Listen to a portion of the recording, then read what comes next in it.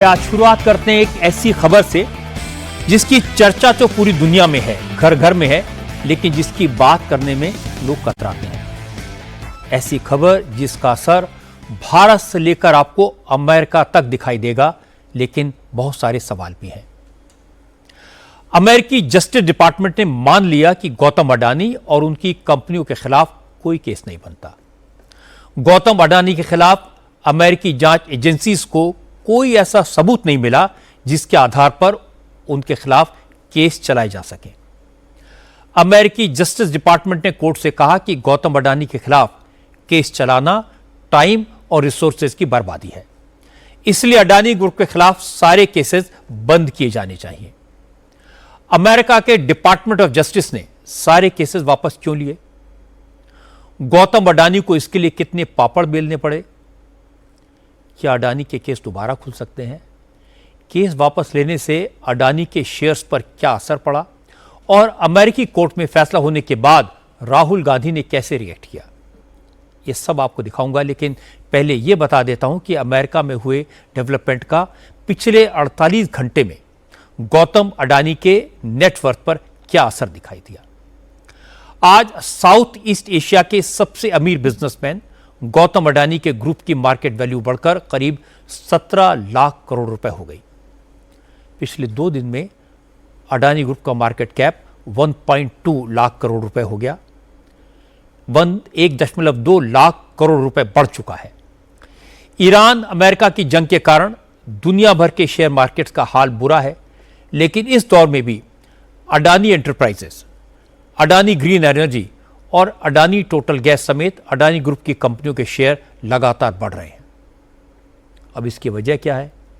इसकी वजह है अमेरिका में गौतम अडानी के खिलाफ सारे केसेस का बंद होना। ट्रंप की सरकार ने गौतम अडानी के खिलाफ चल रहे सारे केस क्लोज कर दिए। अमेरिका के जस्टिस डिपार्टमेंट ने गौतम अडानी और उनके भतीजे सागर अडानी के खिलाफ क्रिमिनल केसेस बंद कर दिए। अमेरिका के ट्रेजरी डिपार्टमेंट से जुड़े सिक्योरिटीज एंड एक्सचेंज कमीशन ने अडानी के खिलाफ चलने वाले सिविल सूट को भी वापस लेने का फैसला किया। ट्रेजरी डिपार्टमेंट के office of foreign asset control यानी OFAC ने भी अडानी ग्रुप के खिलाफ चल रही जांच को बंद करने का फैसला किया। यानी अब अमेरिका में गौतम अडानी या उनकी कंपनियों के खिलाफ न कोई मामला बचा है और न ही भविष्य में इनमें से कोई केस चलेगा। अब इसका असर क्या हुआ? इसका असर हुआ अडानी ग्रुप के मार्केट कैप पर। लोगों के मन में 2 सवाल होंगे। पहला तो यह कि अडानी के खिलाफ कौन से केस चल रहे थे और अमेरिका ने केस बंद क्यों किए? यह करिश्मा हुआ कैसे? अडानी के खिलाफ पहला केस था अमेरिका के इन्वेस्टर्स को गुमराह करने का। आरोप यह था कि अडानी ग्रुप ने भारत में सोलर एनर्जी प्रोजेक्ट्स के लिए अमेरिकी इन्वेस्टर से 17.5 करोड़ डॉलर की रकम जुटाई, लेकिन इन्वेस्टर्स को इन प्रोजेक्ट्स की पूरी जानकारी नहीं दी और पर्दे के पीछे क्या हो रहा था ये तो बिल्कुल नहीं बताया। SEC ने इस मामले में अडानी के खिलाफ सिविल केस फाइल किया और इसके बाद इसी केस के आधार पर अमेरिका के डिपार्टमेंट ऑफ जस्टिस ने अडानी के खिलाफ क्रिमिनल केस फाइल कर दिया। यह बिल्कुल वैसे ही है जैसे हमारे यहां CBI या पुलिस कोई केस फाइल करे तो उसके आधार पर ED जांच शुरू कर सकती है। क्योंकि अमेरिका में सिविल सूट के मामले out of court financial deal से भी सेटल हो जाते हैं, इसलिए अडानी ने SEC के साथ 1.1 करोड़ डॉलर की डील की, केस को सेटल किया। और सबसे बड़ी बात यह थी कि सेटलमेंट में अडानी ने आरोपों को स्वीकार नहीं किया, लेकिन कानूनी पचड़े से बचने के लिए डील कर ली। इसलिए यह केस तो यहां खत्म हो गया। क्योंकि इसी केस के आधार पर डिपार्टमेंट ऑफ जस्टिस ने क्रिमिनल प्रोसीडिंग शुरू की थी, तो अब उस केस को भी आगे बढ़ाना संभव नहीं था। इसलिए डिपार्टमेंट ऑफ जस्टिस ने कोर्ट से अडानी ग्रुप के खिलाफ मामलों को परमानेंटली डिसमिस करने की गुजारिश की। कोर्ट में कहा कि डिपार्टमेंट ऑफ जस्टिस के पास अडानी के खिलाफ लगाए गए आरोपों को साबित करने लायक कोई सबूत नहीं है और यह भी कि इस केस का अमेरिका से कोई लेना देना नहीं है। इस केस को आगे बढ़ाने का मतलब है संसाधनों और वक्त की बर्बादी। इसलिए सिफारिश की गई इस केस को हमेशा हमेशा के लिए बंद किया जाए और इसके बाद न्यूयॉर्क के कोर्ट ने गौतम अडानी और अन्य लोगों के खिलाफ चार्जशीट को विद प्रेजुडिस खारिज करने का आदेश दिया। इसका मतलब है कि यह मामला अब दोबारा नहीं खोला जा सकेगा। In the United States, there is a mechanism that when there are allegations made of wrongdoing by a company registered or incorporated or quoted on the U.S. Stock Exchange, New York Stock Exchange, but these allegations relate to acts alleged to be done outside the jurisdiction of the United States, you can, and the SEC, which is the regulator like our SEBI, can call upon an individual or a company to pay a fine and enter into a settlement. In this case, what has happened is the US is a very strict and a very strong jurisdiction, a jurisdiction where penalties of the highest order are imposed if you are breaching what is known as the Foreign Corrupt Practices Act in the US. And if the authorities in the SEC permit you to enter into a settlement, then that matter gets resolved on payment of certain penalties, as has been done in this case, and there will be no criminal prosecution within the US in relation to this. Siddharth Luthra senior advocate हैं। उन्होंने जो कहा उसका मतलब मैं आपको हिंदी में समझा देता हूं। सिद्धार्थ लूथरा कह रहे थे कि अमेरिका में कानून बेहद सख्त है, लेकिन जब किसी पर इस तरह के आरोप लगते हैं तो सिक्योरिटीज एंड एक्सचेंज कमीशन उनको मौका देता है कि वो अपना पक्ष रखें और मामले को सेटल कर लें। अडानी ने ऐसा ही किया, इसलिए अब अमेरिका में उन पर कोई केस नहीं चलेगा। यह समझना जरूरी है कि गौतम अडानी के खिलाफ केसेस बंद कैसे हुए, क्यों हुए। ये केसेस बंद करते समय अमेरिका के डिपार्टमेंट ऑफ जस्टिस ने कहा कि डिसमिस विद प्रेजुडिस। इसका मतलब है केस बंद किए जाएं और इस तरह बंद किए जाएं कि उन्हें दोबारा खोलने की कोई गुंजाइश न बचे। अब यह कैसे हुआ? अमेरिकी मीडिया ने कहा कि अडानी ने ट्रंप के वकील को हायर किया, तो इसमें क्या गलत है? हर आदमी अपना केस लड़ने के लिए अच्छे सच्चा वकील करता है। हमारे यहां भी मुकुल रोहतगी, कपिल सिब्बल, अभिषेक मनु सिंघवी जैसे वकील सबके केस लड़ते हैं। किसी ने कहा कि अडानी ने अमेरिका में $10 बिलियन इन्वेस्ट करने का प्रॉमिस किया। अमेरिका में जिनके खिलाफ केसेस नहीं चल रहे, ऐसे इंडस्ट्रीज ने भी बिलियंस ऑफ डॉलर्स इन्वेस्ट किए हैं। सवाल तो यह है कि केस बंद करने वाले डिपार्टमेंट ने क्या कहा। उन्होंने कहा ये केसेस इसलिए बंद किए गए क्योंकि इनका अमेरिका से कोई लेना देना नहीं था। आरोपों को साबित करने के लिए न कोई एविडेंस था, न कोई सबूत, तो केस वापस लेने के अलावा कोई रास्ता नहीं था। पिछले शुक्रवार को इसी तरह के एक और केस में गौतम अडानी का सेटलमेंट हुआ था, जिसमें गौतम अडानी को $18 बिलियन देने पड़े।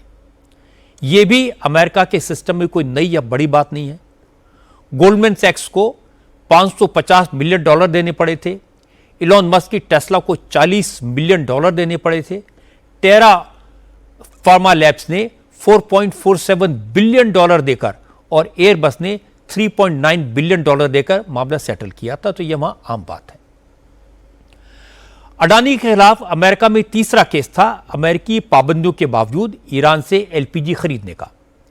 अमेरिका के ट्रेजरी डिपार्टमेंट की एजेंसी ओएफएसी ने, यानी office of foreign assets control ने यह केस फाइल किया था।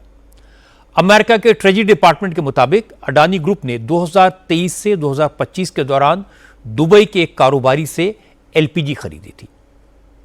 दुबई के कारोबारी ने अडानी को बताया था कि वो ओमान और इराक की एलपीजी बेच रहा है, लेकिन असलियत में अडानी ग्रुप को बेची गई एलपीजी ईरान से सप्लाई हो रही थी।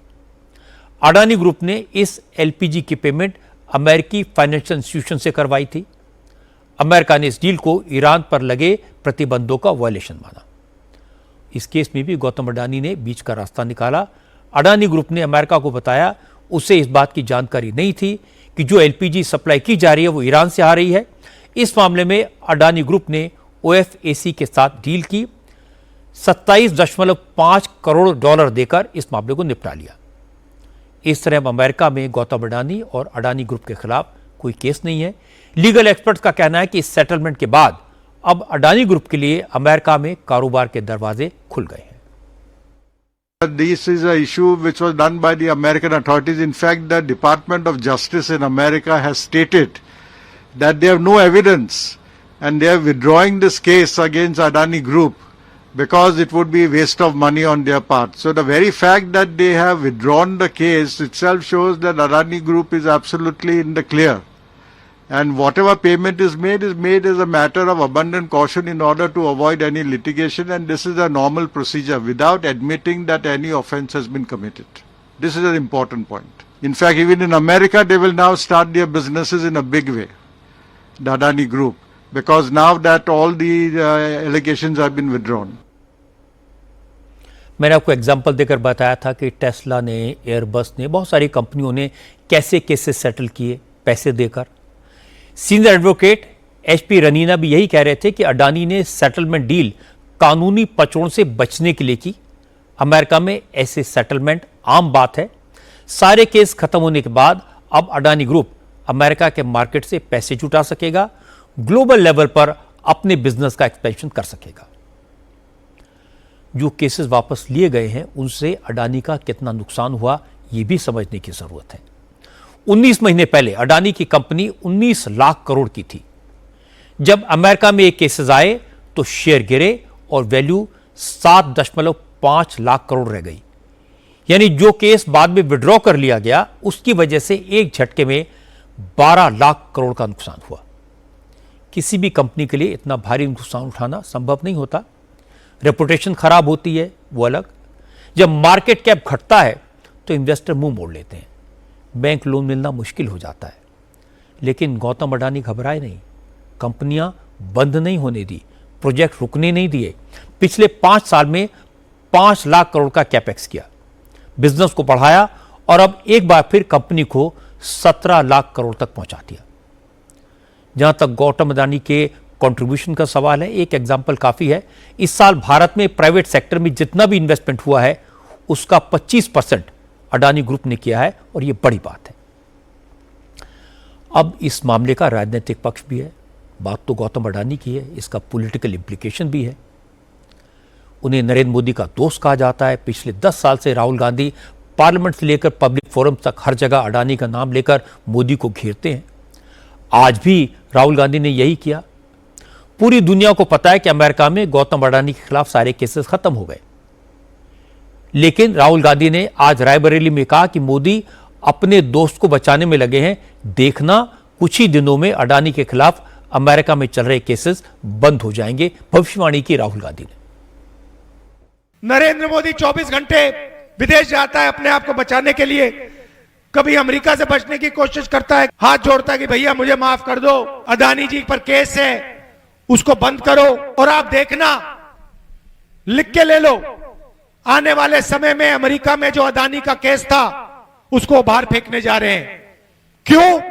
क्योंकि नरेंद्र मोदी ने हिंदुस्तान के साथ हिंदुस्तान के गरीबों का, किसानों को बेचा है, एनर्जी सिक्योरिटी छिनवा ली। क्यों? अपने आप को अडानी के केस से बचाने के लिए। आप देखना, आने वाले समय में कुछ ही दिनों में अमेरिका में अडानी का केस कैंसिल होगा, कोर्ट से बाहर फेंक दिया जाएगा। क्यों? क्योंकि नरेंद्र मोदी ने अमेरिका से सौदा किया है। अब जो केसेस बंद हो चुके हैं उनके बारे में राहुल गांधी कह रहे हैं कि वो उनकी इंफॉर्मेशन है वो बंद हो जाएंगे। गौतम अडानी पिछले 12 साल से राहुल गांधी के निशाने पर है। लेकिन यह समझना जरूरी है कि गौतम अडानी का बिजनेस उनके बाप दादा ने शुरू नहीं किया था। ना ही गौतम अडानी ऑक्सफोर्ड और कैम्ब्रिज में पढ़े, स्कूल ड्रॉप आउट हैं, अपने दम पर भारत के टॉप इंडस्ट्रीज बने। मुझे याद है आपकी अदालत में गौतम अडानी ने बताया था कि जब उन्होंने गुजरात में बिजनेस शुरू किया था तब कांग्रेस की सरकार थी, उसने ही पहली बार उन्हें लैंड दिया था। जब राजीव गांधी प्राइम मिनिस्टर थे उस समय गौतम अडानी का बिजनेस खूब चमका। अडानी ने यह भी बताया कि मोदी के शासनकाल में जितनी प्रोजेक्ट उन्होंने किए वो उन्होंने बिडिंग से जीते, उस पर कोई उंगली नहीं उठा सका। अमेरिका में जो केस हुए उनसे गौतम अडानी को पर्सनल वेल्थ का 88,000 करोड़ का नुकसान हुआ। तो क्या वो चुपचाप बैठकर तमाशा देखते? वैसे भी आज के जमाने में अमेरिका में कानूनी लड़ाई लड़ना, केसेस ड्रॉप करवाना किसी मिरेकल से कम नहीं है।